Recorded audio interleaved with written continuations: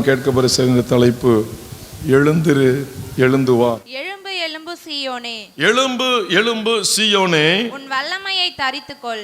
எதற்காக என்றால் எழுந்திருக்க வேண்டும் என்றால் வல்லமையை தரித்துக்கொள்ள. இந்த பாவம் ஏதோ ஒன்று சூழ்ந்திருக்குப்பா, வேத வசனத்திற்கு விரோதமான ஒரு காரியம், இந்த வேதத்தில் ஏற்றுக்கொள்ள முடியாத ஒரு காரியம் உன்னை பிடித்து வைத்திருக்கிறது. ஆகவே அதை விட்டு எழும்பு, அந்த இடம் வேண்டாம், அதை விட்டு வெளியில வா. அதான் எழும்பு அர்த்தம். எழும்பு எழும்பு சீயோனே, தேவன் வாசம் பண்ண இடம் கொடுத்திருக்கிற பிள்ளைகளே, உன் வல்லமையை தரித்துக்கொள். இந்த வல்லமையை தரித்துக்கொள்ள வேண்டும் என்றால் ஏதோ ஒரு பாவம், ஏதோ ஒரு பொல்லாத சூழ்நிலை உங்களை கட்டி வைத்திருக்கிறது. அதை விட்டு எழுந்து வந்தால் மட்டும்தான் அந்த வல்லமையை தரித்துக் கொள்ள முடியும். தரித்துக்கொள். பரிசுத்த நகரமாகிய எருசலேமே, பரிசுத்த நகரமாகிய சபையாரே, எருசலேமே, உன் அலங்கார வஸ்திரத்தை உடுத்திக்கொள். விருத்த சேதனம் இல்லாதவனும். அப்ப அலங்கார வஸ்திரம் என்றால் ஆவிக்குரிய வாழ்க்கை, ஆவிக்குரிய 9 கனிகள், ஆவிக்குரிய வரங்கள், வல்லமைகள், ஆவிக்குரிய தாளந்துகள், பரிசுத்த ஆவியானவர் கொடுக்கிற தாளந்துகள். பரிசுத்த ஆவியானவர் நமக்குள் வந்து அசிங்க வாழ்க்கையை அப்புறப்படுத்தி அலங்காரமான வாழ்க்கை தருகிற ஒரு வாழ்க்கை. ஆக அலங்காரம் இல்லை என்றால் அசுத்தம் நிறைந்திருக்கிறது. அசுத்தத்தினால் உடுத்தப்பட்டிருக்கிறோம். அசுத்தம் நம்மை உடுத்திருக்கிறது, அசுத்தம் சூழ்ந்திருக்கிறது. சீயோனே, நீ வல்லமை தரித்து கொண்டால்தான் அலங்கார வஸ்திரம் கிடைக்கும், ஆவிக்குரிய காரியங்கள் கிடைக்கும். நீ அந்த இடத்தை விட்டு எழுந்திருக்காவிட்டால், அந்த பாவத்தை விட்டு வெளியே போகாவிட்டால், தன்னுடைய இருதயத்திற்கு வேதம் சொல்லுகிறதின்படி பாவம் என்று எனக்கு தெரியும், அது தெரிந்த பாவத்தை விட்டு வெளியே வராவிட்டால் வல்லமையை தரித்து கொள்ள முடியாது, அலங்காரம் கிடைக்காது. அசிங்கத்தினால் சூடப்பட்டிருப்பீர்கள். அசிங்கம் உங்களை உடுத்தி கொண்டிருக்கும், அசிங்கம் உங்களை மூழ்கடித்துக் கொண்டிருக்கும், அசிங்கம் உங்களை அமைக்க கொண்டிருக்கும். வல்லமை இருக்காது, தேவனுடைய ஆவிக்குரிய வரங்கள் இருக்காது. ஆகவேதான் சொல்லுகிறார், எழும்பு எழும்பு சீயோனே, தேவன் வாசம் பண்ண இடம் கொடுத்த குடும்பமே, எழும்பு, வல்லமையை தரித்துக்கொள். தேவன் வல்லமையை வைத்திருக்கிறார், அதை உடுத்திக்கொள், தரித்துக்கொள். அடுத்தவர் சொல்றாரு, விருத்த சேதனம் இல்லாதவனும், விருத்த சேதனம் இல்லாதவனும், அசுத்தனும் இனி உன்னிடத்தில் வருவதில்லை. இந்த வல்லமையை தரித்துக் கொள்ளும் பொழுது, அலங்கார வஸ்திரங்களை உடுத்திக் கொள்ளும் பொழுது, ரட்சிக்கப்படாதவர்களும் அசுத்தத்தை செய்து கொண்டிருக்கிறவர்களும் உங்களுடைய வாழ்க்கையில் வருவதே இல்லை. வல்லமை இல்லை, அலங்கார வஸ்திரம் இல்ல, அசுத்தன் உள்ளே இருப்பான், கெட்டவன் உள்ளே இருப்பான். விருத்த சேதனம் இல்லாதவன் என்றால் ரட்சிக்கப்படாதவர்கள், துணிகரமான பாவத்தை செய்கிறவர்கள், அநியாயத்தை செய்கிறவர்கள், அசுத்த ஆவிக்கு அடிமைப்பட்டவர்கள், அசுத்த ஆவியின் ஆளுகைக்கு உட்பட்டவர்கள், அசுத்த ஆவினால் இயக்கப்படுகிறவர்கள், கர்த்தரை விட்டு விலகினவர்கள், கர்த்தரை தெரியாதவர்கள் அல்லது கர்த்தரை அறியாதவர்கள், அறிந்தும் ஏற்றுக்கொள்ளாதவர்கள், விருத்த சேதனம் இல்லாதவர்கள். இந்த விருத்த சேதனம் இல்லாதவனும் உங்களிடத்தில் வருவதற்கு என்ன காரணம்? வல்லமை இல்லை, அலங்கார வஸ்திரம் இல்லை. இது இரண்டும் எந்த மனிதனுக்குள் இருக்கிறதோ அந்த குடும்பத்தில், அந்த மனிதனுடைய வாழ்க்கையில் இனி அசுத்தனும் விருத்த சேதனம் இல்லாதவனும் இனி உன்னிடத்தில் வருவதில்லை. அல்லேலூயா. மேல சொன்ன ரெண்டும் இல்லை என்றால் கீழே சொன்ன 2 பேரும் வருவாங்க. கொடைச்சல் கொடுத்துட்டே இருப்பாங்க, குடும்பத்தை கெடுத்துட்டே இருப்பாங்க. வாய் சுத்தம் அடையணும், இருதயம் சுத்தம் அடையணும். நம்முடைய வாய் பரிசுத்த வார்த்தைகளை பேசணும், கர்த்தருடைய பரிசுத்த ஆவியினர் துக்கப்படாதபடி நம்ம பேசணும். எல்லா தீய காரியங்களையும் செய்துவிட்டு ஆண்டவரே ஆண்டவரே என்றால் அவர் ஒரு நாள் அருகே வரமாட்டார். பாவத்தோடு கட்டப்பட்டு அதான் சொல்றாரு, அந்த இடத்தை விட்டு, அந்த சூழ்நிலை விட்டு வெளியே வாப்பா, அதை விட்டு உதறி தள்ளு, அதை காலுக்கு கீழாகப்பட்டு மிதி. அந்த ஐக்கியம் வேண்டாம், அந்த உறவு வேண்டாம், அந்த செயல் வேண்டாம். எழும்பு எழும்பு சீயோனே, உன் வல்லமையை தரித்துக்கொள். பரிசுத்த நகரமாகிய எருசலேமே, அலங்கார வஸ்திரங்களை உடுத்திக்கொள். இனி விருத்த சேதனம் இல்லாதவனும் அசுத்தன் இல்லை என்றாலும் வருவான், குடும்பத்தை கெடுப்பான், நம்முடைய பிள்ளைகளை கெடுப்பான், உங்கள் தனிப்பட்ட வாழ்க்கையை கெடுப்பான். அசுத்தன் இல்லாமல் நீங்கள் வாழ முடியாது. அந்த நிலைக்கு தள்ளப்படுகிற கடைசி சத்துரு மரணத்தில் கொண்டு போய் நிறுத்துவான். அவனுடைய திட்டம் பலிக்காமல் இருக்க வேண்டும் என்றால் நீங்களும் நானும் எழுந்து வல்லமையை தரித்துக் கொள்ள வேண்டும், அலங்கார வஸ்திரத்தை உடுத்திக் கொள்ள வேண்டும். தூசியை உதறிவிட்டு எழுந்துரு. தூசி நம்ம கண்ணுக்கு தெரிந்த தூசி அல்ல, இது கண்ணுக்கு தெரியாத ஒரு தூசி. இது பாவம், அது மேல ஒட்டிக்கிட்டு இருக்குப்பா.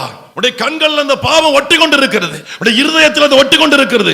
சபைக்குள் வரும்போது ஒரு வேஷம் போடுகிறோம், வீட்டுக்குள்ள எல்லாரோடும் இருக்கும் பொழுது, குடும்பமா இருக்கும் பொழுது, கணவன் மனைவி பெற்றவர்கள் பிள்ளைகள் இருக்கும் பொழுது ஒரு வேஷம் போடுகிறோம். இதை விட்டு வெளியே போகிற பொழுது நம்முடைய வேஷம் கலைந்து போகிறது, வேறொரு வேஷமாய் மாறுகிறது.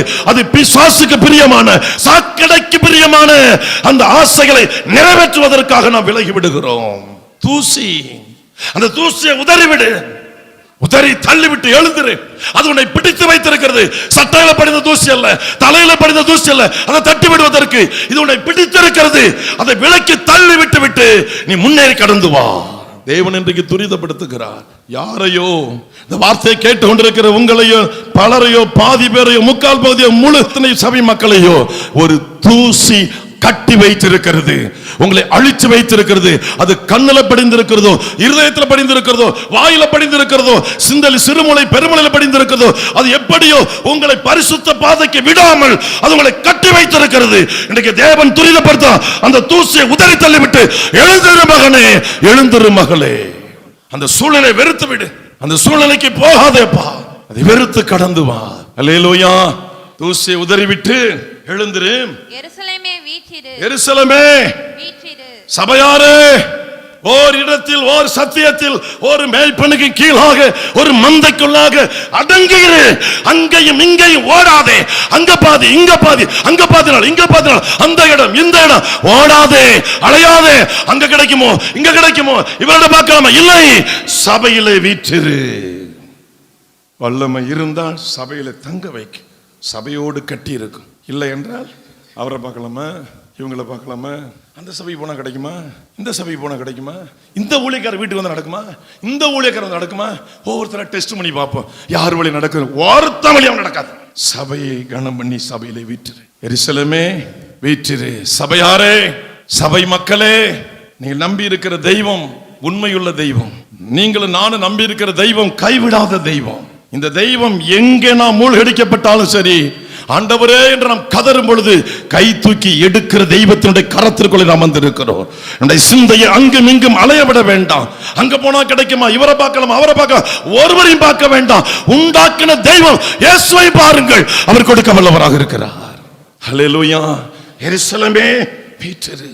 சபையாரே, சபையில உறுதியாக இருங்கள். தேவனோடு கட்டப்படுங்கள், வார்த்தையோடு கட்டப்படுங்கள். வாசிக்கலாம். சிறைப்பட்டு போன சீயோன் வல்லமை இழந்தபடியினால், அலங்கார வஸ்திரத்தை இழந்தபடியினால், அங்கும் இங்கும் அலைந்தபடியினால், அங்க சில வருஷம், இங்க சில வருஷம், அங்க சில மாதம், இங்க சில மாதம், அங்க சில வாரங்கள், இங்க சில வாரம், அந்த ஊழியக்காரர், இந்த ஊழியக்காரர், அவர் வழியா, இவர் வழியா, எவர் வழியாக இல்லை, ஒருவர் வழியாக தான் நம்முடைய வாழ்க்கை உயர போகிறது. சிறைப்பட்டு போன சீயோனே, வல்லமை இழந்த சீயோனே, அலங்கார வஸ்திரத்தை இழந்து போன சீயோனே, அங்கும் இங்கும் ஓடி போன சீயோனே, உன் கழுத்தில் உள்ள கட்டுகளை அவிழ்த்து விடு. மற்றவங்க அவிழ்க்கல, அந்த வல்லமையை உங்களுக்கு ஆண்டவர் கொடுக்கிறாரு. உங்களை எது கட்டி இருக்கோ அது உங்களுடைய ஜெபத்தாலே அவிழ்க்க போகிறீர்கள். உங்கள் ஜெபம் அந்த கட்டுகளை உடைக்க போகுது. எத்தனை பேர் விசுவாசிக்கிறீங்க? உங்கள் உள்ள மேல கழுத்தில் உள்ள கட்டை நீங்களே உடைக்க போறீங்க. ஆயுதம் கொண்டல்ல, ஜெபம் என்ற ஆயுதம் கொண்டு உடைக்க போகிறீர்கள். உங்களுடைய பரிசுத்தம் அதை உடைக்க போகிறது, உங்களுடைய பயபக்தி அதை உடைக்க போகிறது, உங்களுடைய ஜெபம் அதை உடைக்க போகிறது. எத்தனை பேர் நம்புறீங்க? என் கழுத்தில் உள்ள கட்டணைக்கு உடைய போகிறது. என் ஜெபத்தின் மூலம் கட்டளை உடைக்க போகிறார். உங்க ஜெபத்தின் மூலம் உங்க கட்டளை உடைக்க போகிறார். எந்த தடை இருந்ததோ அது உடைய போகிறது. எது கெடுத்ததோ அது உடைய போகிறது. எந்த தூசி அமைக்கிறதோ அதை விட்டு வெளியேற வர போகிறீர்கள். எழுந்து ஓடி வர போகிறீர்கள். தேவன் உங்களை கையில் எடுக்க போகிறார். சீயோனே, தூசியை உதறி விட்டு எழுந்துரு. ஏதோ ஒரு தூசி அது கண்ணுல கிடக்கோ, இருதயத்துல கிடக்கோ, அந்த தூசி ஆண்டவர் உங்களை விடுவிக்க கூடாதபடி அது கழுத்துல கட்டை உண்டாகி இருக்கிறது. இன்றைக்கு அந்த கட்டை தேவன் உடைக்க போகிறார். அல்லேலூயா, ஆமென். விலையின்றி விற்கப்பட்டீர்கள், பணமின்றி மீட்கப்படுவீர்கள் என்று கர்த்தர் சொல்லுகிறார். அல்லேலூயா, அல்லேலூயா. கிரயம் இல்லாமல் விற்கப்பட்டீர்கள். ஏன் விற்கப்பட்டோம்? தேவனை விட்டு விட்டாரோ? அவர் விடக்கூடிய அளவிற்கு ஒரு மனதை புண்படுத்தி இருக்கிறோம். அவர் வேதனைப்படக்கூடிய அளவிற்கு அவருடைய மனதை நாம் புண்படுத்தி இருக்கிறோம். ஆகவே விற்கப்பட்டோம். ஆனால் பணமின்றி மீட்கப்பட போகிறோம். ஸ்தோத்திரம். இரண்டாவது ஒரு காரியத்தை வாசிக்கலாம். 1 ராஜாக்கள் 17வது அதிகாரம் 3 to 9. நல்லா கவனிங்க. கர்த்தருடைய வார்த்தை அவனுக்கு உண்டாயிற்று. முதல் வசனம், கீலேயாத்தின் குடிகளிலே திஸ்பியனாகிய எலியா ஆகாபை நோக்கி, என் வாக்கின்படி அன்றி இந்த வருஷங்களிலே பனியும் மழையும் பெய்யாதிருக்கும் என்று இஸ்ரவேலின் தேவனாகிய கர்த்தருக்கு முன்பாக நிற்கிற நான் அவருடைய ஜீவனை கொண்டு சொல்கிறேன் என்றான். ராஜாவுக்கு நேர ஒரு சபதம். சாதாரண மனுஷன் அல்ல, ஒரு குடிமகன் அல்ல, தேசத்தை ஆளுகிற ஆகாப் ராஜாவுக்கு முன்பாக ஒரு மோசமான ஒரு ஆளு. ஒரு மனைவியை கொண்டு வந்தான். அவர் மந்திரவாதியோடு வந்துட்டா. பாகால் விக்கிரக தோப்பின் தீர்க்கதரிசிகளோடு வந்துட்டா. அவனுக்கு நேரம் சொல்றான், தேசத்துல மழை வராது, பனியும் வராது, கர்த்தருக்கு முன்பாக நிற்கிற நான் அவருடைய ஜீவனை கொண்டு சொல்கிறேன் அப்படின்ட்டான். சபதம் விட்டான். யாருக்கு நேரம்? ராஜாவுக்கு நேரம். இப்ப ராஜாவுக்கு நேரம் சபதம் இடும் போது இவனுடைய உயிருக்கு ஆபத்து வரும் இல்ல.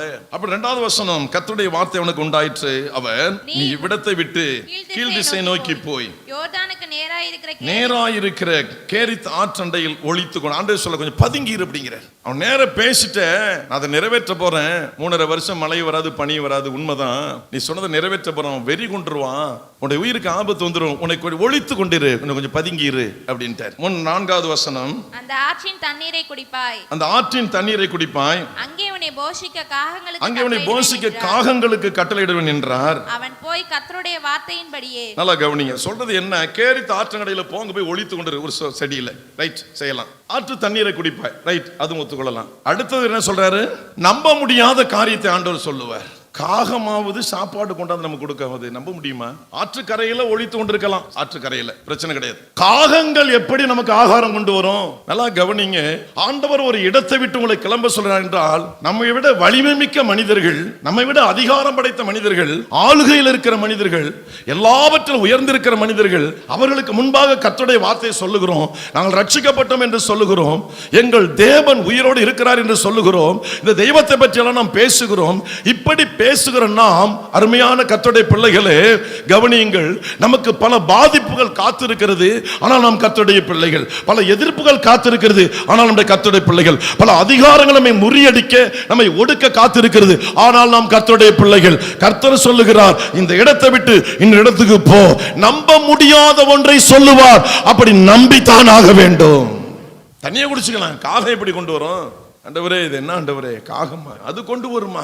நம்ப முடியாத ஆண்டவர் சொல்லுவார், ஆனா நம்பணும். வாசிக்கலாம். அவன் போய் கர்த்தருடைய வார்த்தையின்படியே, ஒரு வார்த்தையும் கேட்கல அவன், கர்த்தருடைய வார்த்தையின்படியே யோர்தானுக்கு நேராயிருக்கிற கேரித் ஆற்றண்டையிலே தங்கி இருந்தான். நான் உங்களை பார்த்து கேட்கிறேன், காகங்களுக்கு கைகள் உண்டா?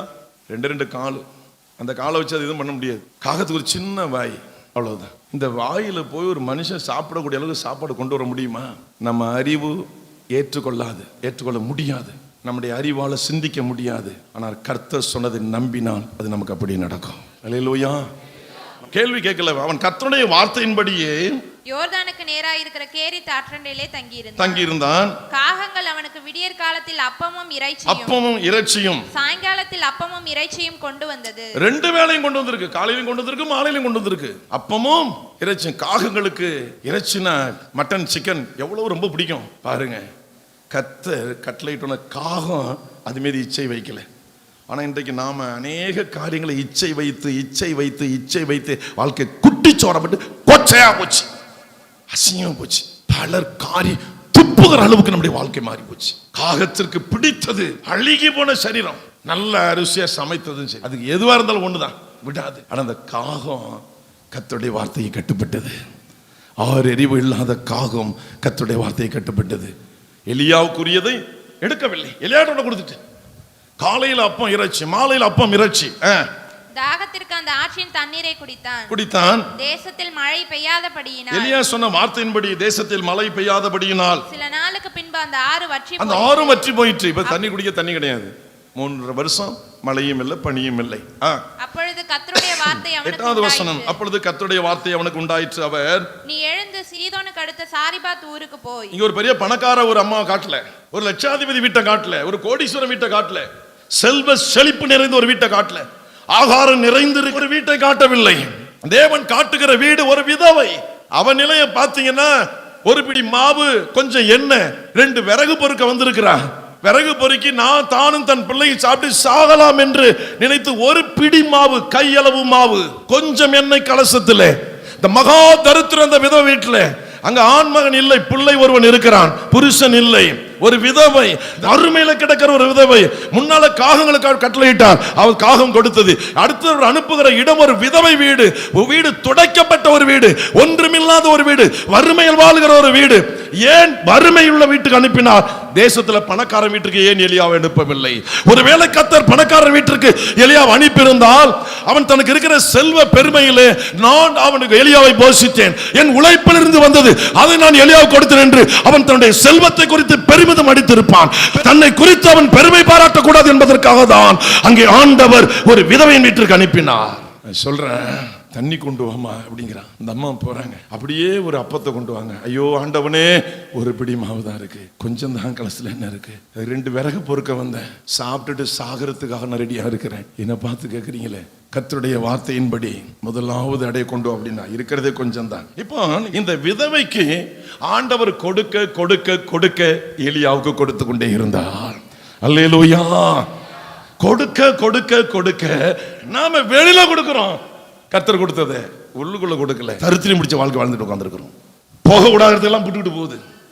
ஆனா இந்த விதவை கவனிங்க, அவளுக்கு என்ன கொடுத்தாரோ ஆண்டவர் அதில் இருந்து எலியாவுக்கு கொடுத்தார். நான் பிரயாசப்பட்டேன், நான் உழைச்சேன், நான் சேர்த்து வச்சேன், அதை எலியாவுக்கு கொடுத்தேன். ஒரு நாள் அவளால் சொல்ல முடியாது. அதற்காக தான் பணக்காரன் வீட்டிற்கு போகாமல் எலியாவை ஏழையின் வீட்டிற்கு, விதவையின் வீட்டிற்கு கர்த்தர் அனுப்பி வைத்தார். ஒரு பிடி மாவு, படி அல்ல, ஒரு பிடி மாவு எல்லாருக்கும் கொடுக்கிறாரு. நம்ம என்ன பண்றோம்?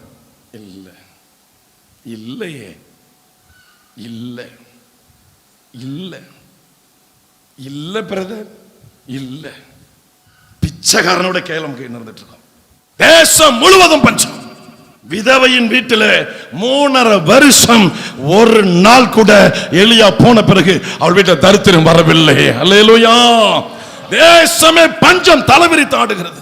மிருக ஜீவன்களுக்கு தண்ணீர் கிடைக்கவில்லை. நான் விதவை வீட்டில் மாவும் குறையல, எண்ணெயும் குறையவில்லை. கரங்களை தட்டி வரலையே சொல்லுங்க. ஊழியக்காரனை போஷிக்கிற வீடு செழிக்க ஆரம்பிக்கும். ஊழியத்தை போஷிக்கிற வீடு செழிக்க ஆரம்பிக்கும். சபையை போஷிக்கிற வீடு செழிக்க ஆரம்பிக்கும். சபைக்காக பிரயாசப்படுகிற வீடு செழிக்க ஆரம்பிக்கும். பாழாய் போகாது, பட்டினி கிடைக்காது, பஞ்சம் வராது, தரித்திரம் வராது. காரணம் அவர்கள் சபைக்காக கையை நீட்டுகிறார்கள். தேவன் அங்கே கையை நீட்டுவார். ஆமென். அல்லேலூயா. அதெல்லாம் சொன்னாரு. ஆண்டவர் சொல்றாருன்னு அங்க ஒரு காரியம் இருக்கும். நம்பவே முடியாது, நம்பணும். ஆனா நம்ம அதெல்லாம் கிடையாது. எனக்கு பிரச்சனை இருக்கு, எனக்கு சீட்டு இருக்கு, குழு இருக்கு, புழு இருக்கு, நான் வர முடியாது. அவரும் சொல்லுவார், நானும் உன் வீட்டுக்கு வர முடியாது. இது வராதான் என் வீட்டுக்கு, நான் இது வீட்டு நான் வரணுமே. என்றைக்கு கர்த்தருக்காக இறங்கி வருகிறீங்களோ அன்றைக்கு அவர் இறங்கி வருவார். உங்க வீடு ஆசீர்வதிக்கப்படும். நான் வராதனால இல்லை, அவர் வரணும் உங்க வீட்டுக்கு. அல்லேலூயா. அவர் வரணும் உங்க வீட்டுக்கு, அவர் வரணும். அவருக்கு பயந்து நடங்க. சோத்திரம். தேவன் எப்படி வருவாரு? எந்த வழியா வருவாரு? சந்தாலையா பொந்தாலையா? சந்திலையும் வர மாட்டாரு, பொந்திலையும் வர, இண்டிலையும் வர மாட்டார், இடுக்கிலையும் வர மாட்டாரு. ஒழுங்கா இருந்தா வருவார், ஒழுங்கா இல்லைன்னா வரமாட்டார். கர்த்தருக்கு எழுந்துரு. எங்க எழுந்து வா? அவர் சொல்ற இடம் அறிவுக்கு எட்டாது, அறிவால சிந்திக்க முடியாது. அல்லேலூயா. இரபட்சம் வந்து குடும்பம் காப்பாற்றப்பட்டுருமா? உபாசம் இருந்தா காப்பாற்றப்படும். 40 நாள் 20 நாள் வந்து நாங்கள் ஆசீர்வதிக்கப்பட்டுருமா? வேலைக்கு போகாம எப்படி எங்களுக்கு பணம் கிடைக்கும்? நாங்கள் கடையை திறக்கலாம், எப்படி எங்களுக்கு பணம் கிடைக்கும்? நாங்கள் மாட்டை கொண்ட மேய்க்கலாம், எப்படி பால் கறக்கும்? நான் ஆட்டை மேய்க்கலாம், எப்படி பால் கறக்கும்? நான் கோழியை பாதுகாக்கலாம், எப்படி அந்த குஞ்சு காப்பாற்றப்பட முடியும்? நான் என்பது வரையும் உங்களுடைய வாழ்க்கை மண்ணுக்கு சமமாக தான் இருக்கும். என்றைக்கு அவர் அவர் என்று சொல்லுகிறீங்களோ விண்ணுக்கு சமமாக, பொண்ணுக்கு சமமாக இருக்கும் உங்களுடைய வாழ்க்கை. அது வரையும் உயர வாய்ப்பே கிடையாது. அல்லேலூயா. கர்த்தருக்கு ஸ்தோத்திரம். வாசிக்கலாம். 3வது ஒரு காரியத்தை நான் வாசிப்போம். அப்போஸ்தலர் 9வது அதிகாரம் 1 இருந்து நீ 9 வரையும் வாசிக்கிற பொழுது 4 வசனங்கள். அங்கே சவுல் கிறிஸ்தவர்களை துன்பப்படுத்துவதற்காக, இயேசுவை தெய்வம் என்று சொன்னவர்களை துன்பப்படுத்துவதற்காக தமஸ்கு போகிறார். அவர்களை அடித்து கட்டி கொண்டு வருவதற்காக போகிறார். கவனிங்க. இயேசுவே தெரியாது, பழைய ஏற்பாட்டு தெரியும், இயேசுவை தெரியாது. வேதம் தெரியும், இயேசுவை தெரியாது. கடவுளை தெரியும், ஆனா கடவுள் யார் என்று தெரியாது. கடவுள் ஒருவர் இருக்கிறார். அது இயேசு கடவுள்லாம் கிடையாது. கடவுள் ஒருவர் இருக்கிறார், ஆண்டவர் இறைவன் ஒருவர் இருக்கிறார். ஆனா இயேசு கிடையாது. இயேசுதான் கடவுள் எங்களுக்கு தெரியாது. சவுல் இந்த கேஸ் இதுல தான் மாட்டிக்கிட்டாரு. இயேசு மனுஷன், அவரை போய் கடவுள்னு கும்பிட்டுக்கிட்டு புடுறாவன்லாம் புடி கட்டி கொண்டு சாக அடிச்சிட்டான். 7வது அதிகாரத்துல கடைசி வசனத்துல பாத்தீங்கன்னா ஸ்தேவான் கல்லால் அடிச்சு கொண்டு கொள்றாங்க. இயேசு தெய்வம் என்று அவன் சொன்னதற்காக, இயேசுதான் தெய்வம் என்று சொன்னதற்காக. 4வது வசனம். அவன் தரையிலே விழுந்தான். இப்ப தமஸ்கு போறாரு. அங்க உள்ள கிறிஸ்தவர்களை கட்டி கொண்டு வருவதற்காக பிரதான ஆசிரியர் உத்தரவு வாங்கி கொண்டு, சுருக்கமா சொல்றேன். 4வது வசனம். அப்படியே போய் கொண்டிருக்கையில் அவன் தரையிலே விழுந்தான். அப்பொழுது சவுலே சவுலே, சவுலே சவுலே, நீ என்னை ஏன் துன்பப்படுத்துறாய் என்று தன்னுடனே சொல்லுகிற ஒரு சத்தத்தை அவன் கேட்டான். ஒரு சத்தம் கேக்குது காதுல. ஏன்பா என்ன துன்பப்படுத்துற? தரையில விழுந்துட்டான். இப்ப 2 கண்ணும் குருடாயிட்டு. ஏமா கண்ணு இருந்து இயேசுவை ஏத்துக்கல, உனக்கு கண்ணு எதுக்கு? போ பொட்டைய கடை. கால் இருந்தே ஒழுங்கா நடந்து உள்ள பிறகு காலு, வாய் இருந்து ஒழுங்கா ஆண்டவரை பத்தி பேசல, உனக்கு எதுக்கு வாய்ப்பா? உனக்கு பொருளாதாரத்தை கொடுத்தா அது எனக்கு பயன்பட, உனக்கு எதுக்கு பொருளாதாரம்? புடுங்கிறவா? என்னுடைய ஊழியத்தை செய்வேன் நினைச்சேன், என்னை பத்தி பலருக்கு சாட்சியா இருப்பேன் நினைச்சப்ப, அனைவரும் கொண்டு நினைச்சேன், ஒண்ணுமே பிரயோஜனம் இல்லை. உனக்கு நான் கொடுத்து எதுக்கு? கண்ணு பிடிங்கியாச்சு, பார்வை போயிட்டு. என்ன கொடுத்திருக்கிறாரோ அதுல ஆண்டவரை மகிமைப்படுத்துங்க. ஒரு ஓட்ட சைக்கிளா அதுல ஆண்டவரை மகிமைப்படுத்துங்க. அவர் புது சைக்கிள் கொடுப்பாரு. 100 குழி நிலமா அதுல ஆண்டவரை மகிமைப்படுத்துங்க. 1 ஏக்கர் கொடுப்பாரு. 1 ஏக்கர்ல மகிமைப்படுத்துங்க. 5 ஏக்கர் கர்த்தர் கொடுப்பாரு. அல்லேலூயா. உங்களுக்கு கொடுக்கப்பட்ட சின்ன வேலையோ பெரிய வேலையோ அதுல தேவனை மகிமைப்படுத்துங்கள். அவருக்கு இந்த வேலையில நான் என்ன செய்யணும், இந்த வேலையில அவருக்கு நான் எப்படி உண்மையா இருக்கணும். கொஞ்சம் வருமானம் தான், இதுல எப்படி நான் உண்மையா இருக்கணும். கொஞ்சத்தில் உண்மை உள்ளவன் 10 ரூபாயில உண்மை இல்லை. உங்கள்கிட்ட எப்படி 1000 ரூபாய் கொடுப்பாரு உங்களை நம்பி? 1000 ரூபாய்க்கு உண்மை இல்லை, எப்படி 10,000 கொடுப்பாரு? நான் அப்படிம்பீங்க. வேண்டாம் போ, என்னைக்கு நான் கொடுக்கறேன்னு சொல்றேன், அன்னைக்கு நான் தர்றேன்ப்பா. இந்த விதவை சாரி பார்த்து விதவை பீத்திக்க முடியுமா? தேவன் கொடுத்ததில் இருந்து அவள் ஊழியக்காரனை போஷித்தார். இன்னைக்கு நம்ம ஆண்டர் கொடுத்த யாரை போஷிக்கிறோம்? மருத்துவர்களை போஷிக்கிறோம், மந்திரவாதியை போஷிக்கிறோம், சைடா ஜோசியம் பாக்குறவனை போஷிக்க அனுப்புறோம். ஆமா மச்சான், ஒல்லியா பாத்துருவா மச்சான், அக்கா நீ பாத்துருவாக்கா, நான் தாக்க வரக்கூடாது, ஊழியக்காரர் சொல்லிருக்காரு வரக்கூடாதுன்னுக்கா, நீ பாத்துட்டு வந்திருக்கா. சோத்திரம், அல்லேலூயா. சூப்பர் விசுவாசி இல்ல, கூறு கட்டதுங்க. அல்லேலூயா, அல்லேலூயா. நம்முடைய வருமானத்தை எங்க அனுப்பி கொண்டிருக்கிறோம்? சரி வாசிங்க. அதற்கு அவன், ஆண்டவரே நீர் யார் என்றான். அதற்கு கர்த்தர், நீ துன்பப்படுத்துகிற இயேசு நானே. இப்ப இயேசு தான் கர்த்தர், கர்த்தர் தான் இயேசு. அதற்கு கர்த்தர், நீ துன்பப்படுத்துற இயேசு நானே. இப்ப சொன்னது யாரு? இயேசு. இயேசு யாரு? கர்த்தர். கர்த்தர் யாரு? அவன் ரொம்ப கலங்கிட்டான்னா இயேசுவை துன்பப்படுத்தினா. இயேசுவை ஏற்றுக்கொண்டவங்களை தான் துன்பப்படுத்தின. நல்லா கவனிங்க. இயேசுவை உண்மையாய் ஆராதிக்கிற உங்களை யார் துன்பப்படுத்துகிறார்களோ அவர்கள் இயேசுவை துன்பப்படுத்துகிறார்கள். ஆமென். நீ துன்பப்படுத்துற இயேசு நானே. முள்ளில் உதைக்கிறது உனக்கு கஷ்டப்பா, கடினமாம் என்றார். அவன் நடுங்கி திகைத்து ஆண்டவரே என்ன செய்ய சுத்தமா இருக்கிறீர் என்றான். அதற்கு கர்த்தர், எழுந்து பட்டணத்துக்குள்ள போ. நீ பைபிளை படிச்சவன் தான், பழைய ஏற்பாட்டை உருட்டி திரட்டி அதை கரைச்சு குடிச்சவன் தான், பழைய ஏற்பாட்டில் ஒரு பக்கம் விடாமல் கற்றுக்கொண்டவன் தான். வேதம் உனக்கு தெரியும், படைத்த என்னை தெரியவில்லையே. சவுல் நன்றாக படித்தவன், வேத பிரமாணத்தை நியாயப்பிரமாணத்தை நன்றாக கற்றுக்கொண்டவன். நீங்களும் நானும் கற்றுக்கொண்டது அறகுறையாக அல்ல, நிறைவாய் முழுமையாய் கற்றுக்கொண்டவன். நீ எல்லாத்தையும் கத்துக்கிட்டப்பா, ஆனா ஆவிக்குரிய சபையை நீ கற்றுக்கொள்ளவில்லை. ஆவிக்குரிய சபையில ஒரு ஊழியக்காரர் இருக்கிறான், அபிஷேகம் பெற்ற ஒரு ஊழியக்காரர் இருக்கிறான், அவங்கிட்ட போ. அல்லேலூயா சொல்லுங்க. நீ பழைய ஏற்பாட்டை எந்த பக்கம் கேட்டாலும் பதில் சொல்ல தெரியும். ஆனால் புதிய ஏற்பாட்டின் காலத்தில் அபிஷேகம் பெற்ற மனுஷர்கள் இருக்கிறார்கள். இயேசு மரித்து உயிர்த்தெழுந்து பரிசுத்த ஆவியை கொடுத்திருக்கிறார். அது ஒரு மனுஷன் மேல தங்கி இருக்கு. அவன் வழியா சபை நடக்குது. அந்த ஊழியக்காரனை தேடு. நான் சொல்லியிருக்கலாம், நான் இவ்வளவு படிச்சேன்னா அவரை ஏன் தேடணும்? உனக்கு முடிவு அங்கதான்ப்பா இருக்கு, விமோசனம் அங்கதான் இருக்கு. பக்கம் பக்கமா பைபிளை படிச்சிருக்கலாமா? ஆனா சபையை நடத்த தேவன் ஒரு மனுஷன் மேல அபிஷேகத்தை வைத்து அந்த மனுஷன் கையில சபையை கொடுத்திருக்கிறார். அந்த மனுஷனை தேடி போ சவுல். அல்லேலூயா. நீ எழுந்து பட்டணத்துக்குள்ளே போ. நீ செய்ய வேண்டியது அங்கே உனக்கு சொல்லப்படும். நீ இதுவரை செஞ்சதெல்லாம் பெருசு இல்லப்பா, இனி செய்ய வேண்டியதுதான் பெருசு. அங்க உனக்கு சொல்லுவாங்க போ. அவனுடனே கூட பிரயாணம் பண்ணின மனுஷர்கள் சத்தத்தை கேட்டும் ஒருவரையும் காணாமல் பிரமித்து நின்றார்கள். கூட நிக்கிறவங்க சத்தம் கேக்குது, ஆளை காணோம். சத்தம் கேக்குது, என்னடா அது சவுலே என்னமோ பேசுறாரு, வெளில சத்தம் கேக்குது, ஆனா ஒருத்தரையும் காணுமே, நடுங்கி நிக்கிறான். இவெல்லாம் எங்க போனவனுங்க? இயேசுவ தெய்வம்னு யார் வணங்குனாங்களோ அவங்களை கட்டி கொண்டு வர போனவனுங்க. நல்லா கவனிங்க. இந்தியாவில் நான் சொல்றேன் தீர்க்க தரிசனமா, இந்த நிமிஷம் வரை இயேசுவை தெய்வம் என்று சொன்ன நபர்களை எத்தனை பேர் உபத்திரப்படுத்தி கொண்டிருக்கிறார்களோ, இன்னும் எத்தனை பேர் துரிதமாய் திட்டம் போட்டு கொண்டிருக்கிறார்களோ, சவுலை தொட்ட கர்த்தர் சீக்கிரம் இந்தியாவில் அதிகாரிகளையும் ராஜாக்களையும் தொட போகிறார். ஆளுகை செய்கிறவர்களை தொட போகிறார். நில பிரபுகளை தொட போகிறார். எந்த அதிகாரத்தில் ஆவிக்குரிய கிறிஸ்தவனை துன்பப்படுத்துகிறார்களோ, இயேசுவை தெய்வம் என்று சொன்ன நபர்களை உபத்திரப்படுத்துகிறார்களோ, கர்த்தர் தொட போகிறார். அந்த நாள் நெருங்கி கொண்டிருக்கிறது. அது உங்க பகுதியா இருந்தாலும் சரி, நான் கூட இருக்கிற சரி, வட இந்தியாவில் இருந்தாலும் சரி, இந்தியாவில் எந்த மூலை முடுக்கா இருந்தாலும் கர்த்தர் தொட போகிறார். அல்லேலூயா. ஆமென். நீ போடாங்க போ, அங்க நடக்க வேண்டியது அவன் சொல்லுவான். எழுந்து போ அப்படின்னு சொன்னாரு. வாசிக்கலாம். சவுல் தரையிலிருந்து எழுந்து தன் கண்களை திறந்தபோது ஒருவரையும் காணோம். அப்பொழுது கைலாக கொடுத்து அவனை தமஸ்குவுக்கு கூட்டிக் கொண்டு போனார்கள். கண்ணு குருடா போச்சு, கண்ணு பார்வை இழந்துட்டான். கர்த்தருக்கு ஸ்தோத்திரம். இருக்கும்போது கர்த்தருக்கு பயன்படுங்க. சரீரத்துல பலன் இருக்கா, பயன்படுங்க. கொஞ்சம் பணம் பொருள் இருக்கா, அது ஆண்டவர் ஊழியத்துக்கு பயன்படுத்துங்க. கொஞ்சம் திறமை இருக்கா, அது ஆண்டவருக்கு ஆத்துமாதத்துக்கு பயன்படுத்துங்க. அதுவும் போன பிறகு அதுக்கப்புறம் ஒன்றும் கிடைக்காது. ஸ்தோத்திரம். அவன் இருக்கும்போது ஆண்டவர் அறியலை, கண்ணு குருடா போச்சு. ஆண்டவர் சொல்ற, நீ அங்க போடா அப்படிங்கிறாரு. அவன் எழுந்து நேரம் அங்க போறான். 9வது வசனம். அவன் 3 நாள் நாள் பார்வை இல்லாதவனாய் புசியாமலும் குடியாமலும் இருந்தான். ஆமென். அப்ப ஆவிக்குரிய சபைக்கு அடங்காதவர்கள், இயேசுவை விசுவாசியாதவர்கள், இயேசுவை ஏற்றுக்கொள்ளாதவர்கள், புதிய ஏற்பாட்டை நம்பாதவர்கள், பழைய ஏற்பாட்டை நன்றாய் அறிந்தவர்கள் ஆவிக்குரிய சபையின் ஊழியர்களை தேடணும். ஆவிக்குரிய சபையின் ஊழியர்களை தேடணும். எங்களுடைய முன்னோர்கள் அப்படி செய்தார்கள் இல்ல. அந்த நபர்லாம் இன்றைக்குரிய ஆவிக்குரிய சபையின் அபிஷேகம் பெற்ற ஊழியர்களை தேடணும்.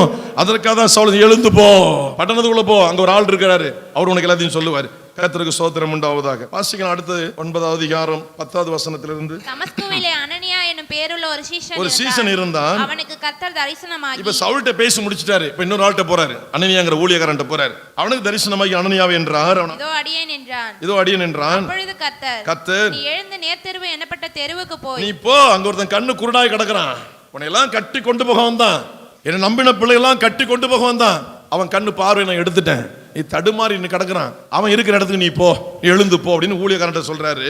அவன் இப்பொழுது ஜெபம் பண்ணுகிறான். அல்லேலூயா சொல்லுங்க. கிறிஸ்தவர்களை கட்டி ஒழிக்கணும், நிர்மூலமாக்கணும், கொன்னு போடணும் யார் யாரெல்லாம் இந்தியாவில் திட்டமிட்டு கொண்டிருக்கிறார்களோ இன்னும் கொஞ்ச நாள்ல ஜெப வீரர்களாய் மாறப்போகிறார்கள், ஜெபிக்கிறவர்களாய் மாறப்போகிறார்கள். கர்த்தருடைய சந்திப்பு விரைவில் வரப்போகிறது, கர்த்தருடைய தொடுதல் விரைவில் வரப்போகிறது.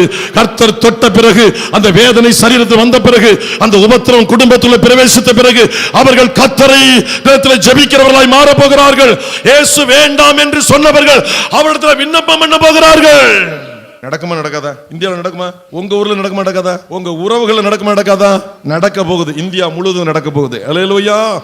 அனனியா சொல்றாரு, இப்ப அவன் ஜெபம் பண்ணிட்டு இருக்கா போ அப்படிங்கிறாரு. அனனியா என்ன பேசுறாரு? அடுத்து அனனியா என்னும் பேருள்ள ஒரு மனுஷன் தன்னிடத்தில் வரவும் தான் பார்வையடையும்படி தன் மேல் கை வைக்கவும் தரிசனம் கண்டான் என்றார். யார்? கர்த்தர் சொல்றாரு, அவனுக்கு ஒரு தரிசனம் பார்த்திருக்கிறான், நீ போய் மேல கை வைக்கணும், இப்படி அவன் தரிசனம் பார்த்திருக்கான்னு கர்த்தர் சொல்றாரு. அதுக்கு அனனியா என்ன சொன்னாரு? ஆண்டவரே, இந்த மனுஷன் எருசலேமில் உள்ள உம்முடைய பரிசுத்தவான்களுக்கு எத்தனையோ பொல்லாங்குகளை செய்தான் என்று அவனை. ஐயோ, இவன் நல்லவன் இல்ல, எருசலேமில் உள்ள பரிசுத்தவான்களுக்கு எத்தனையோ பொல்லாங்குகளை செய்தான் என்று அவனை குறித்து அநேகரால் கேள்விப்பட்டிருக்கிறேன். அவனுக்கு கண்ணு தெரியல, இப்படி கிடக்குறான்னு சொல்றீங்க, நான் ஏத்துக்கிறேன், உண்மைதான். ஆனா அவன் யாரு? பரிசுத்தவான்களுக்கு பொல்லாங்கு செய்தவன். இங்கேயும் உடைய நாமத்தை தொழுது கொள்கிற யாவரையும் கட்டும்படி அவன் பிரதான ஆசாரியர்களால் அதிகாரம் பெற்றிருக்கிறானே என்றான். அதற்கு கர்த்தர் நீ போ, நீ எழுந்து போப்பா. அவன் புறஜாதிகளுக்கும் ராஜாக்களுக்கும் இஸ்ரவேல் புத்திரருக்கும் என்னுடைய நாமத்தை எதிர்த்ததெல்லாம் உண்மைதான், ஜனங்களுக்கு எடுத்ததெல்லாம் உண்மைதான், ஜனங்கள் துன்பத்தை உண்டாக்குனது உண்மைதான். ஆனால் இன்னொரு உண்மை அதுல இருக்கு, அவனுடைய நாமத்து நிமித்தம் எவ்வளவாய் பாடுபட வேண்டும் என்பதை நான் உனக்கு காண்பிப்பேன் என்றார். அல்லேலூயா, அல்லேலூயா. முரட்டாட்டமா இருந்தவங்க, அடங்காதவங்க, நல்லா கவனிங்க, அடங்காதவங்க தேவ ஊழியர்கள் கவனிக்கணும். அடங்காமல் பாதிக்கப்பட்டவர்களை, புதிய ஏற்பாட்டு சபையை துன்பப்படுத்துகிறவர்களை, புதிய ஏற்பாட்டு சபைகளை நம்பாதவர்களை, தேவனால் அனுப்பப்பட்டவர்களை சந்திக்க இனி ஊழியக்காரர்கள் எழுந்து புறப்படணும். அல்லேலூயா. தேவன் ஒரு கூட்டத்தை சபைக்குள்ள அனுப்பி வைக்க போகிறார். ஆவிக்குரிய ஊழியர்கள் இருக்கிற இடத்திற்கு ஒரு கூட்டத்தை அனுப்பி வைக்க போகிறார். இனி ஊழியர்கள் அவர்களை தைரியமாய் சந்திக்க வேண்டும். இன்னைக்கு சில அரசியல் கட்சிகள், சில சமுதாய கோட்பாடு நிறைந்த இயக்கங்கள் இந்தியாவில் கர்த்தருடைய பிள்ளைகளை உபத்திரப்படுத்தி கொண்டிருக்காங்க. அவங்க பேரை சொன்னாலே பயப்படுறாங்க, ஊழியர்கள் இருந்து விசுவாசிகள் வரை. ஆனா கர்த்தருடைய தீர்க்க தரிசனம் இன்றைக்கு நான் சொல்றேன், நல்லா கவனிங்க. கர்த்தருடைய வார்த்தை, அந்த நபர்களுக்கு நாம் தான் தலையில கை வைத்து ஜெபிக்க போகிறோம். அந்த நபர்களை நாம் தான் ஜெபித்து சுத்தமாக்க போகிறோம். நம்முடைய ஜெபம்தான் அவருடைய கண்களை திறக்க போகிறது. எந்த நபர்கள் உபத்திரத்தை உண்டாக்கினார்களோ அந்த நபருடைய உபத்திரம் நீங்குவதற்கு உங்களை தான் கர்த்தர் பயன்படுத்த போகிறார், நம்மை தான் கர்த்தர் பயன்படுத்த போகிறார். இன்னைக்கு வட இந்தியாவில் நடுங்கி நின்று கொண்டிருக்கிறார்களே கிறிஸ்தவ மக்கள், அவர்கள் தான் ஜெபிக்க போகிறார்கள். அவர்களுடைய ஜெபத்தில் தான் அநேக அடங்காதவர்கள் கர்த்தரிடத்தில் அடங்கி வரப்போகிறார்கள். புதிய ஏற்பாட்டை நம்பாதவர்கள் இயேசுவை நம்பி வரப்போகிறார்கள். இயேசுவை மறுதலித்தவர்கள் இயேசுவை வைராக்கியம் ஏற்றுக்கொள்ள போகிறார்கள். அவர்களுக்காக ஊழியர்கள், ஆவிக்குரிய சபை எழுந்து புறப்பட போகிறது. எழுந்து வா. லட்ச லட்சமா கொட்டி கிடக்க அழுட்டு போலாம் எழுந்து வரதப்பா. நிறைய பேர் குருடாய் கிடக்கிறான், அவனை சந்திக்க புறப்பட்டு வா. அல்லேலூயா, அல்லேலூயா. அடுத்த ஒரு காரியத்தை வாசிக்கலாம். அப்போஸ்தலர் 8வது அதிகாரம் 25வது வசனத்திலிருந்து 29வது வசனம் வரை. இவ்விதமாய் அவர்கள் அவர்கள் கர்த்தருடைய வசனத்தை சாட்சியாய் அறிவித்து சொன்ன பின்பு சமாரியருடைய அநேக கிராமங்களில் சுவிசேஷத்தை பிரசங்கித்து எருசலேமுக்கு திரும்பி வந்தார்கள். பின்பு கர்த்தருடைய தூதன் பிலிப்பை நோக்கி நீ எழுந்து தெற்கு முகமாய் யாரோட ஆண்டவர் பேசுவாரு? ஒரு மனுஷன் எவ்வளவு பெரிய ஊழியங்களை செய்தாலும் கர்த்தருடைய வசனத்தை சாட்சியாக அறிவித்து சமாரியருடைய அநேக கிராமங்களில் சுவிசேஷத்தை பிரசங்கித்து அவர்கள் மறுபடியும் திரும்பி வந்த இடம் எருசலேம்.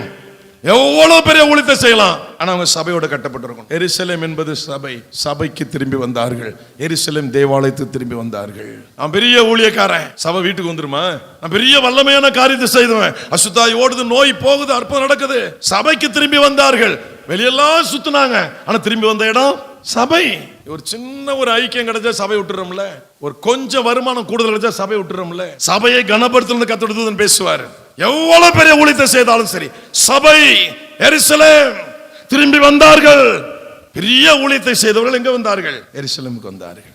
அப்பொழுது கர்த்தர் பேச ஆரம்பித்தார். நீ எழுந்து தெற்கு முகமாய் எருசலேமிலிருந்து காசா பட்டணத்துக்கு போகிற வனாந்திர மார்க்கமாய் தூதன் சொல்வாரு, அடுத்து ஒரு ஊழியருக்கு போப்பா, இந்த பகுதிக்கு போ, வனாந்திர மார்க்கமா போ. அந்தபடி அவன் எழுந்து போனான். அப்பொழுது எத்தியோப்பியருடைய ராஜஸ்திரியாகிய கந்தாகே என்பவளுக்கு மந்திரியும் அவளுடைய பொக்கிஷம் எல்லாவற்றிற்கும் தலைவனுமாய் இருந்த எத்தியோப்பியன் ஒருவன் பணிந்து கொள்ளும்படி எருசலேமுக்கு கர்த்தரை ஆராதிக்கும்படி சபைக்கு வருகிறான். எருசலேம் வருகிறான். யாருவன்? ஒரு மந்திரி, பைனான்ஸ் மினிஸ்டர். அவருடைய பொக்கிஷம் எல்லாவற்றிற்கும் தலைவன், பைனான்ஸ் மினிஸ்டர், நிதி அமைச்சர். ஒரு நிதி அமைச்சர் எத்தியோப்பியன் நீக்குரோ. இன்னைக்கு நீக்குரோ மக்கள் 7 லட்சக்கணக்கில் ரட்சிக்கப்படுறாங்க, கூட்டமா ரட்சிக்கப்படுறாங்க. இந்த எத்தியோப்பியன் எருசலேமுக்கு வந்த ஒரு மந்திரி கர்த்தரை பணிந்து கொள்ள வந்தான். நம்மால் ஒரு கிளை செயலாளர், ஒரு ஊர் நாட்டாம. இது பாத்தீங்கன்னா அடேங்க அப்பா, என்ன அக்கப்படுங்கிறீங்க? இந்த வெள்ளை வேட்டி, அந்த வெள்ளை சட்டை வச்சு அந்த கட்சிக்காரன் தலைவன், அது எந்த தலைவன் அந்த கட்சி போட்டோ வச்சு ஒரு கிளை செயலாளர், இதுல கவுன்சிலர் இருந்து ஒரு வார்டு கவுன்சிலர். அப்பா, இது ஒன்றிய செயலாளர்னா நாடு தாங்குமா? மாவட்ட குழு தாங்குமா சபை? நான் பின்னாடி போன துண்டு எங்க இருக்கிறீங்க நீங்க?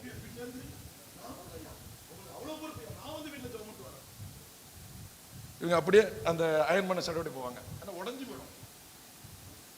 மாவட்ட குழு அவன் நின்றும். ஒரு மந்திரி, ஒரு நிதி அமைச்சர், அவன் பணிந்து கொள்ள வர்றான். இந்த பாருங்க, இன்றைக்கு இருக்கிற பொறுப்பையோ, ஆட்டையோ, மாட்டையோ, வயல்வெளியோ, கடையோ, அரசாங்க வேலையோ, ஏதோ இதுதான் எனக்கு தடையா இருக்குன்னு சொல்லாதீங்க. அதை பிடிங்கி விட்டுருவாரு ஆண்டவர். ஆண்டவரே, நான் ஜெபிக்க தடை இருக்கக்கூடாதுன்னு ஜெபம் பண்றோம்ல, நான் ஆராதனைக்கு போக தடை இருக்க ஜெபம் பண்றோம்ல. உங்களுக்கு வருமானத்துக்கு தான் ஒரு பசுமாட்டை கொடுத்தாது, அது கன்று போட்டது தவறா? உங்களை தான் கேட்கிறேன். அது பால் கறக்கிறது தவறா? ஒரு ஆட்டை கொடுத்தாரு, 4 குட்டி போட்டிருக்கு, அதனால இதாகி கர்ப்பமாகி அது 4 நாள் குட்டி போட்டிருக்கு, இது தவறான்னு கேட்டேன். ஆடு இருக்கு விரத விட்டுட்டு வரோம்ல, சரி, இப்போ ஆடு தானே தடை நீங்க. நான் ஜெபம் பண்றேன், ஆண்டவரே இந்த அம்மா வர முடியலையாப்பா ஆராதனைக்கு, இந்த காரியம் தடையா இருக்கா, மகனே இன்றைக்கே நிறைவேற்றுகிறேன், சோத்திரம், அடுத்த மாசம் சூப்பரா வந்துடும். பிரதர், ஒரு கொட்டில் ஆடு பிரதர். சொல்லுங்கம்மா, என்னம்மா ஆச்சு? ஒரு கொட்டில் ஆடு பிரதர், ஒண்ணுதான் நிக்குது பிரதர், அதுவும் போகாத முடி சபைக்கு வந்துருங்க. அல்லேலூயா. எந்த வேலை, எந்த நபர் தடங்குறீங்களோ உங்களை விட்டு விளக்கிடுவாரு. கொடுக்கறது நல்லது, ஒரு மாடு என்ன 4 பசுமாடு வரட்டும், ஒரு பால் பண்ணை வைங்க. ஆனா அதை காரணம் காட்டி நீங்க வரலன்னா அந்த மாடு அடுத்த வருஷம் உங்க கையில இருக்காது, அந்த வயல் உங்க கையில இருக்காது, எந்த பொறுப்போ அந்த வேலை உங்க கையில இருக்காது. ஐயா, பொறுப்பு வரட்டும், தலைமைத்துவம் வரட்டும், தலைவர் ஆகுங்க, வேண்டாம்னு சொல்ல, அதன் மத்தியில யாரை பணிந்து கொள்ள வாங்க? ஒரு மந்திரி, ஒரு நிதி அமைச்சர், அந்த அமைச்சர் கர்த்தரை பணிந்து கொள்ள வர்ற. இப்ப அவன் புறப்பட்டு போயிட்டு இருக்கிறான். ஆண்டவர் சொல்றார், ஆவியானவர் பிலிப்பு கிட்ட, ஏய் போய் இந்த ரதத்துல சேர்ந்துக்க அப்படிங்கிறார். ஆவியானவரே தூக்கிட்டு மந்திரி ரதத்துல போய் ஏற்றி விட்டார். அல்லேலூயா, அல்லேலூயா. நல்லா கவனிங்க, இந்த மந்திரி ரதத்துல உட்கார்ந்து சாரதி குதிரை பூட்டப்பட்ட அந்த ரதத்தை ஓட்டிட்டு இருக்கான். நல்லா கவனிங்க, பணிந்து கொண்டு ஆராதனைக்கு வந்து விட்டு எருசலேம் வந்து விட்டு அவர் திரும்ப எத்தியோப்பியா தேசத்துக்கு போகிறார். தன்னுடைய தேசத்திற்கு அவர் போகிற பொழுது அந்த போகிற நேரத்தை அவர் வேஸ்ட் பண்ணாம வேதத்தை வாசித்து கொண்டிருக்கிறார். அல்லேலூயா, அல்லேலூயா. எந்த ஒரு நபர் கவனிங்க நேரத்தை வேஸ்ட் பண்ணாம வேதத்தை வாசிக்கிறார்களோ அவர்கள் வழியாக முழு தேசம் ரட்சிக்கப்படும், முழு பகுதி ரட்சிக்கப்படும். வேதத்திற்கு முக்கியத்துவம் நபர்கள் தேவை, அதை வாசிக்கிற நபர்கள் தேவை. அவன் மந்திரி, எவ்வளவு பொறுப்பு உண்டு, ஆனால் வேதத்தை வாசிக்கிறான். பிலிப்பு ஏறினாரு, கேட்கிறார், ஐயா நீர் வாசிக்கிற பகுதியுடைய அர்த்தம் எனக்கு தெரியுமா? ஒருவன் தெரிவிக்காவிட்டால் எனக்கு எப்படி தெரியும்? மந்திரி சொல்றார், இயேசு கிறிஸ்து சிலுவையில் அடிக்கப்பட்டு கல்லறையில் அடக்கம் பண்ணப்பட்டு மூன்றாவது நாள் உயிர் தெழுந்து இன்றைக்கு ஒரு பரிசுத்த ஆவியா இருக்கிறார் என்பது வரை அந்த சத்தியத்தை ரதத்தில் சொல்லி கொண்டு போகிறான். குறிப்பிட்ட இடத்துல ரதத்தை நிற்க சொல்லுகிறார். அந்த ரதம் நிற்கிறது. அங்கே மந்திரியும் பிலிப்பும் நடந்து போகிறார்கள். ஒரு தண்ணீர் இருக்கிறது. அப்பொழுது சொல்லுகிறான், தண்ணீர் இருக்கே, தடையேன், எனக்கு நீங்கள் ஞானஸ்நானம் கொடுங்கள் என்று. ஆக கவனிக்க வேண்டும், ஒரு ஒழுங்கான நபருடைய அந்த ஆராதனை அங்கே ஞானஸ்நானத்துக்கு நேராக வழி நடத்தினது. அல்லேலூயா, அல்லேலூயா. நான் கவனிப்போம். இப்ப ஆராதனைக்கு வந்துட்டு போகும்போது மற்றவங்க குறைதான் நம்ம பேசுறோம், எங்க பைபிளை பத்தி பேசுறோம். ரெண்டு பேரும் சேர்ந்தாலே தெரியுமா கதை? அந்த ஆள் நீ பிரசங்கம் பண்ணாரு கேக்குறீங்களா? அவர் என்ன பண்றாரு தெரியுமா? எனக்குன்னே பண்ணாரு பாருங்க. என் தங்கமே, அப்பா, என் தங்க தாரகைகளே, எனக்குன்னே பண்ணாரு பாருங்க. உருப்படுமா வாழ்க்கை? நல்லா இருக்குமா? அவன் பணிந்து கொண்டு வீட்டுக்கு போகும்போது யாரை பற்றி படித்தான்? எதை படித்து கொண்டான்? கதை புக்க படிக்கிறோம், நியூஸ் பேப்பர் பார்க்கலாம், தலை வெடிச்சிடும் போல இருக்கு. குறிப்பிட்ட கடையில் போய் டீ குடிக்கலன்னா பித்து பிடிச்சு போயிடுது. பைபிளை படிக்கல, எனக்கு மூளை குழப்பமாயிட்டு சொல்றோமா? நாம் செய்ய வேண்டிய காரியம் எது? முதலாவது நம்ம செய்ய வேண்டியது பைபிளை படிக்கணும். நெருக்கத்தின் மத்தியில, வேலைக்கு மத்தியில, பொறுப்புக்கு மத்தியில அவன் படித்தான். இன்னைக்கு எத்தியோப்பியா தேசம் ரட்சிக்கப்பட்டு கிடக்கியா? கூட்டம் கூட்டமா மக்கள் ரட்சிக்கப்பட்டு இருக்கிறாங்க. அல்லேலூயா, அல்லேலூயா. பிலிப்பு போ சொன்னாரு. ஒரு ஆவலா படிச்சிட்டு இருக்கான், அவனுக்கு அர்த்தம் தெரியாம படிக்கிறான்ப்பா. போ, உண்மையாய் ஆராதித்து நீங்கள் வேதத்தை வாசித்தால் அங்க தெரியாத பகுதியை விளக்க ஒரு நபரை கர்த்தர் உங்களுக்கு அனுப்பி வைப்பார். அது தூதனாக இருக்கலாம், பரிசுத்த ஆவியாக இருக்கலாம், அல்லது வேதம் தெரிந்த ஊழியக்காரனாக இருக்கலாம். உங்களை விட கற்றறிந்த தெளிவான ஒரு நபரை உங்கள் குழப்பம் தீரும்படி, அந்த வேத வசனத்துக்கு அர்த்தம் தெரியும்படி உங்களுக்கு அனுப்பி வைப்பார். அல்லேலூயா. எதை படிக்கணும்? படிச்சது யாரு? நம்ம ஒரு நாட்டாமையா, கலை செயலாளரா, ஒன்றியமா, ஒரு தேசத்தினுடைய நிதி அமைச்சர். ஆக உண்மையாய் அவன் வந்து கர்த்தரை ஆராதித்து விட்டு போனபடினால் அவன் சந்தேகத்தை தீர்க்க ஒரு ஊழியக்காரரை கர்த்தர் அனுப்பி வைத்தார். இன்றைக்கு இது எப்படி வந்துச்சு? இந்த கஷ்டம் ஏன் வந்துச்சு? இந்த குழப்பம் ஏன் வந்துச்சு? ஏன் இப்படி என்னை விட்டு போக மாட்டேங்குது? இது என்ன காரணம்? இன்னும் குழப்பத்திலே தான் கிடக்கிறோம். என்னென்னமோ செய்து பாருங்க, முடியல. உங்க குழப்பம் தீர வேண்டும் என்றால் உங்கள் ஆராதனை பக்தியுள்ள ஆராதனையாக இருக்க வேண்டும். அல்லேலூயா, ஸ்தோத்திரம். வாசிக்கலாம் அடுத்ததாக 1 ராஜாக்கள் 19வது அதிகாரம் 1-2.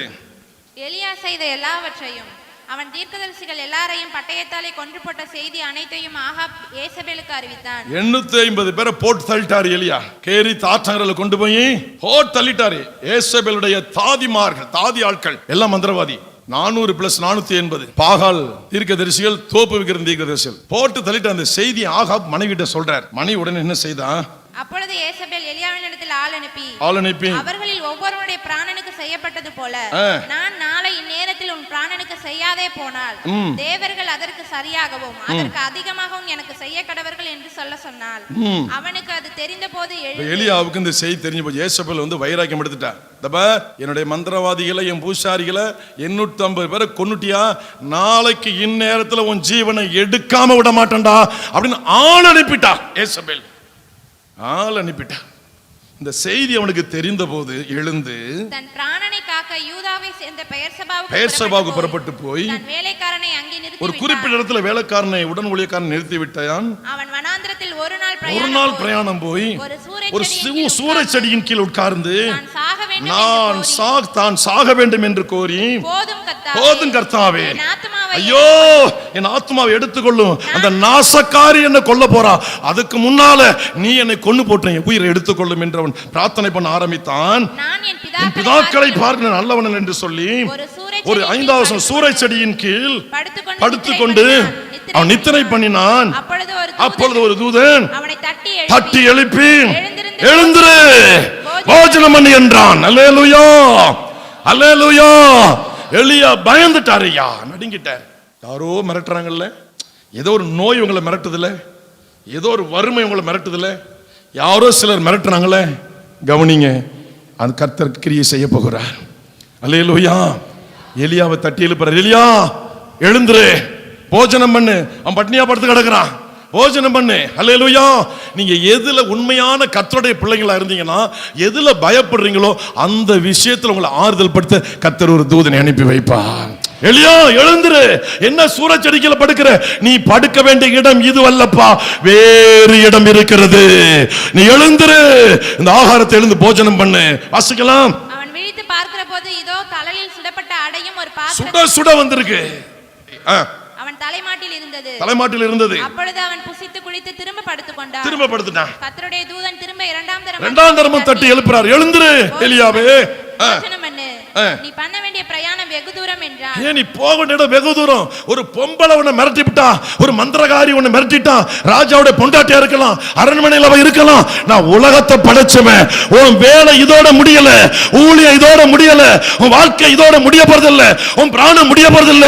தொடர போகிறது உன் வாழ்க்கை, ஊழியம் தொடர போகிறது, ஜீவன் தொடர போகிறது, ஆசீர்வாதங்கள் தொடர போகிறது. உன்னை கொண்டு பெரிய காரியங்களை செய்ய போகிறேன், உன்னை கொண்டு பெரிய வேலைகளை செய்ய போறோம்.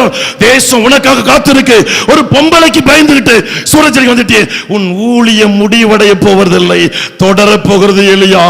உன் வாழ்க்கை முடிவடைய போகிறதில்லை, தொடர போகிறது எலியா.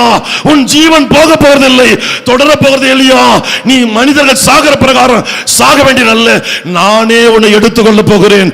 எழுந்துரு, நீ பண்ண வேண்டிய பிரயாணம் வெகு தூரம். சோர்ந்து போயிட்டீங்களா? முடிவு வரப்போன்னு நினைக்கிறீங்களா?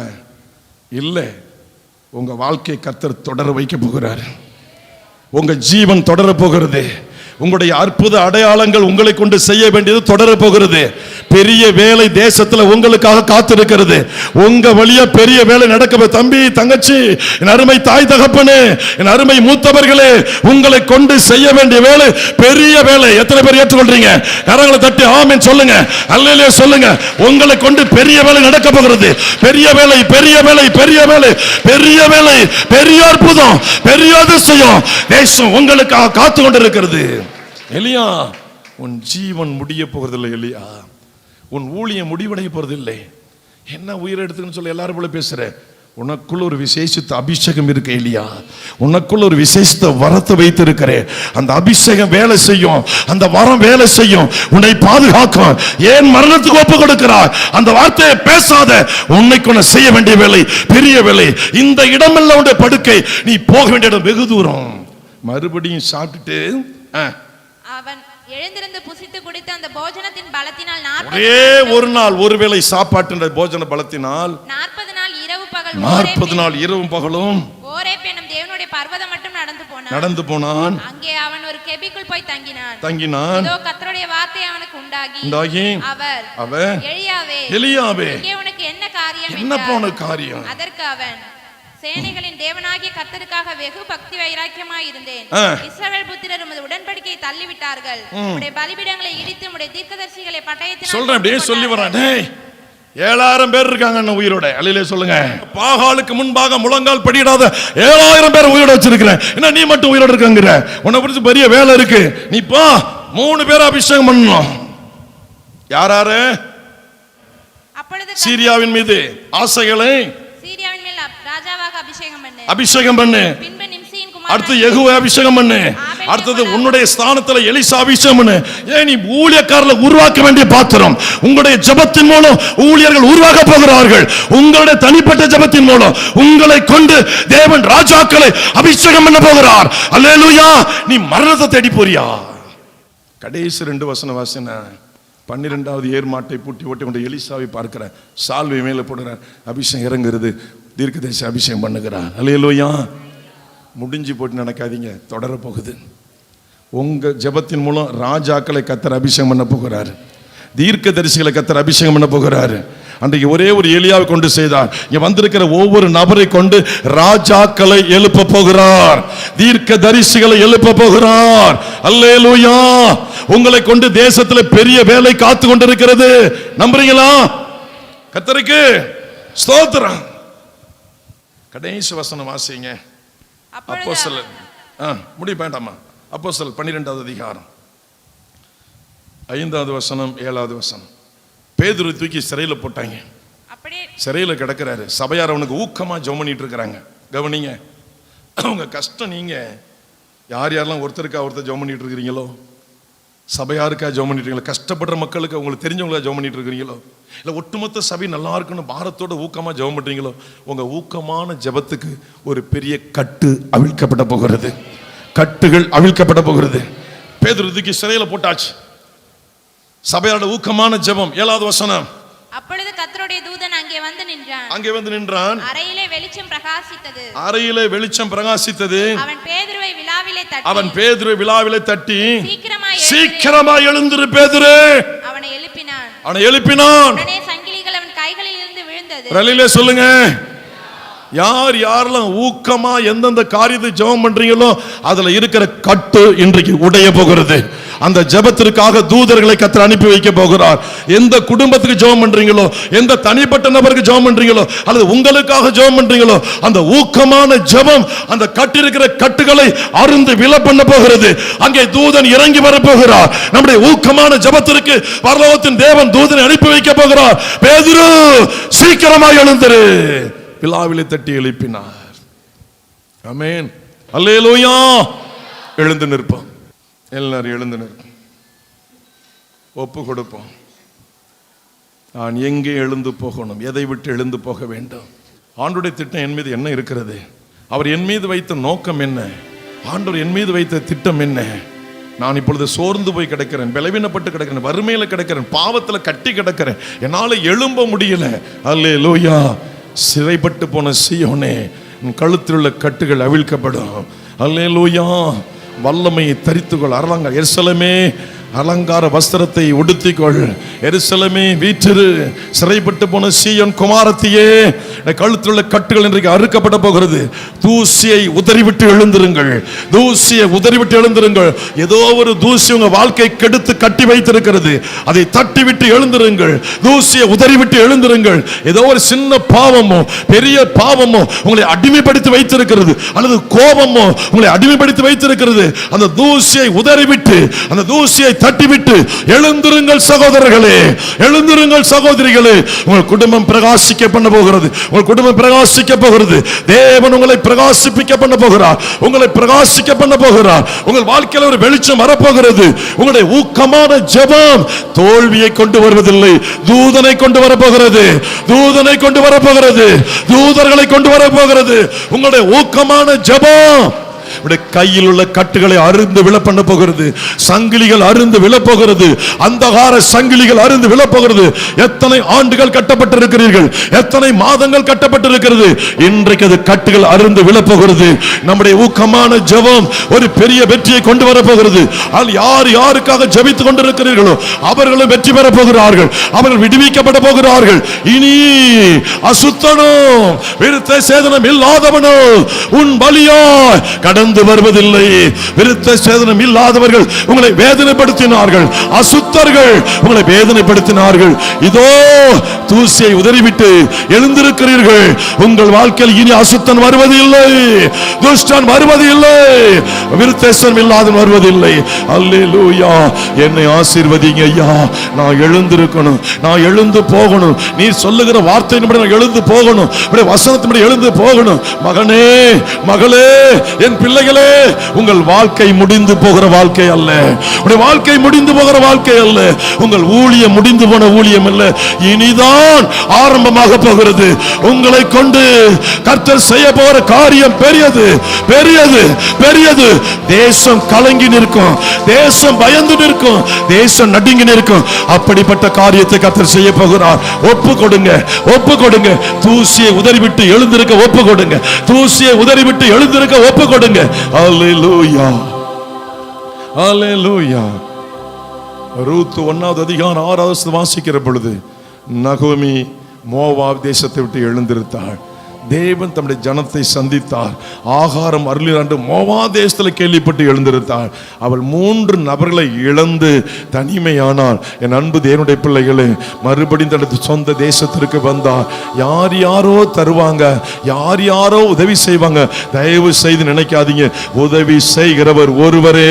உண்டாக்கினவர் உதவி செய்வார், உண்டாக்கினவர் உதவி செய்வார். உண்டாக்கப்பட்டவர்கள் அல்ல, உண்டாக்கப்பட்டவர்கள் அல்ல, உங்களை உருவாக்கினவர் கர்த்தர், சிருஷ்டி கர்த்தர், இயேசு கிறிஸ்து கர்த்தர். அவரே உங்களுக்கு உதவுகிறவர், அவரே உங்களுக்கு உதவுகிறவர். அவருடைய கரத்தை பாருங்கள், அவருடைய கரத்தை பாருங்கள், அவருடைய சமூகத்தை நோக்கி பாருங்கள். மோவாப் தேசம் வேண்டாம். ஹல்லேலூயா. எங்கய்யா எழுந்து நடக்கணும்? நான் என்னையா செய்யணும்? தூசியை உதறிவிட்டு எழுந்திருங்கள், தூசியை உதறிவிட்டு எழுந்திருங்கள், தூசியை உதறிவிட்டு எழுந்திருங்கள். அல்லேலூயா, அல்லேலூயா. இயேசுவை ஏற்றுக்கொள்ளாதவர்கள், இயேசுவுக்கு அடங்காதவர்களை இந்த நாளிலே ஆவிக்குரிய சபையை தேடி ஓடி வரப்போகிறார்கள். நம்முடைய ஜெபம், சபையாருடைய ஜெபம் அடங்காதவர்களை அடக்கி போட போகிறது, அடக்கி போட போகிறது. அல்லேலூயா, அல்லேலூயா. சோத்ரம். வசனத்தை விசுவாசி. காகங்கள் எப்படி போஷிக்கும்? சிந்திக்காதீங்க, கேள்வி கேட்காதீங்க. காகங்கள் போஷிக்குமா? காலையில் அப்பமும் இறைச்சி, மாலையில் அப்பமும் இறைச்சி. அது மட்டுமல்ல, ஒரு பெண்ணுக்காக, ஒரு பொம்பளைக்காக பயந்து நடுங்கி போனவன், மந்திரவாதிகளை கொண்டு வந்தவன், அவளுடைய சத்தத்துக்கு நடுங்கி போனவன். அல்லேலூயா. ஒரு சின்ன பிரச்சனைக்காக என்னை எடுத்துக்கொள்ளுங்க ஆண்டவரே சொல்லாதீங்க. மருத்துவர்கள் கைவிட்டாங்க, எடுத்துக்கொள்ள சொல்லவே சொல்லாதீங்க. கர்த்தருக்கு எடுக்கிற நேரம் வரும், அப்பொழுது எடுத்துக்கொள்ளுவார். நீங்க அவருக்கு நேரத்தை கொடுக்காதீங்க. அவருக்கு நேரம் தெரியும், எந்த நேரத்தில் எதை எடுக்கணும் அவருக்கு தெரியும். நீங்க வாய் திமிரா சொல்லாதீங்க, வாய் குளறி உளறிடாதீங்க. ஆண்டவரை என்னை காப்பாற்றணும் சொல்லுங்க, என்னை காப்பாற்றணும் சொல்லுங்க. எலியா எடுத்துக்கொள்ளும் என்று சொன்னான், கர்த்தர் எடுத்துக்கொள்ளவில்லை. அவர் சொன்னார், நீ போக வேண்டிய தூரம் இன்னும் வெகு தூரம்ப்பா, நீ பிரயாணம் பண்ண வேண்டிய இடம் வெகு தூரம், இன்னும் ஊழியம் இருக்குப்பா, இன்னும் வேலை இருக்கு, செய்ய வேண்டிய பெரிய காரியம் இருக்கு. நிறைய பேருடைய அபிஷேகத்தில், உடைய ஜபத்தில் அபிஷேகம் பண்ணப்பட போறாங்க.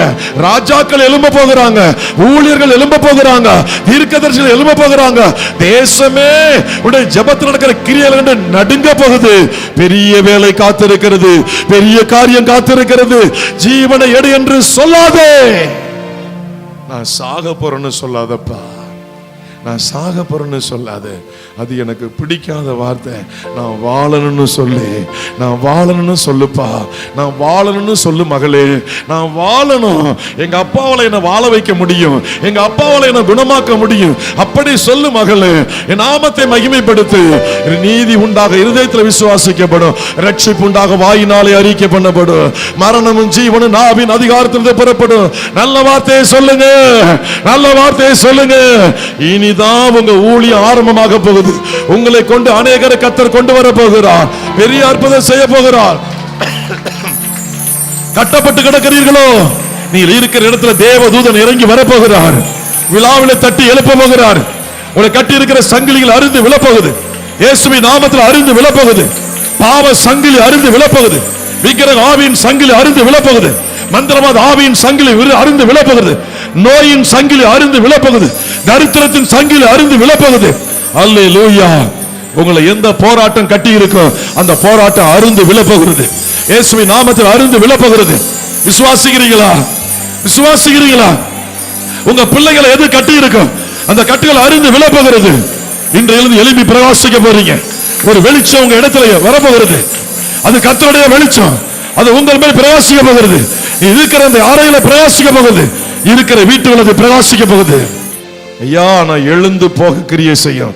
தூசியை உதறிவிட்டு நான் எழுந்து போக, வல்லமையை தரித்து கொள்ள, அலங்கார வஸ்திரத்தை நான் உடுத்திக் கொள்ள, சபையில வீட்டிற்கு ஆராதனையை கனம் பண்ண, உம்மை பணிந்து கொள்ள வருவதற்கு என்னை ஒப்பு கொடுக்கிறப்பா. ஆராதனையை முக்கியத்துவப்படுத்த என்னை ஒப்பு கொடுக்கிறேன் ஐயா. முழங்கால் படியிட்டு பணிந்து கொள்ளுவோம். முழங்கால் படியிட்டு பணிந்து கொள்ளும்.